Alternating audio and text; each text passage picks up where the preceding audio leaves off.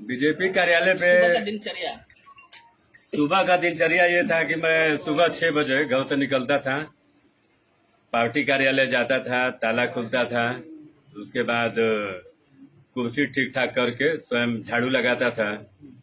झाड़ू उड़ू लगाने के बाद फिर मैं घर आता था और स्नान ध्यान करके पुनः कार्यालय चला जाता था देर रात्रि तक।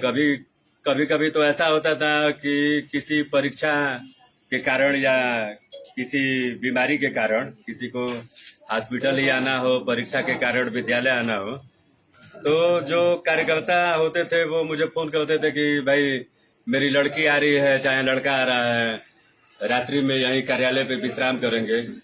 तो वो फोन 11 बजे भी रात्रि में आ जाए, चाहे 12 बजे आ जाए, तो मैं बिना आलस्य किए मैं स्वयं जाता था।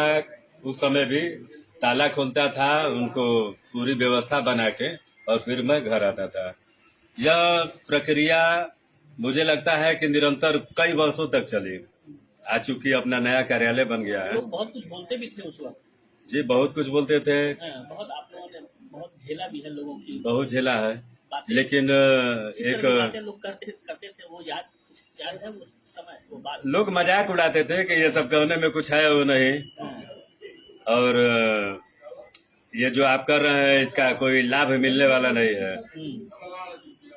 तो चूंकि आदमी हर विषय को नजरअंदाज करता था, मन में कार्यकर्ता का भाव था, तो कार्यकर्ता के भाव के नाते, चूंकि संघ का मैं स्वयंसेवक हूँ और संघ में स्वयं की प्रेरणा से काम करने वाला ही स्वयंसेवक होता है, इस भावना के साथ निरंतर चाहे कोई भी काम रहा हो, झाड़ू लगाना हो, कार्यालय बंद करना हो, खोलना हो, मंच का संचालन करना हो, माने किसी भी क्षेत्र में अगर लगाया जाए संगठन के द्वारा तो बखूबी उसका निर्वहन होता था।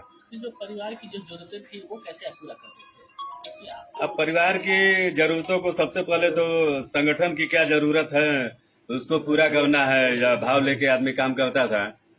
कभी कभी मेरे पिताजी उस समय जिंदा थे, वो काफी नाराज हो जाते थे और अब क्या कहा जाए, वो एक अभिभावक के नाते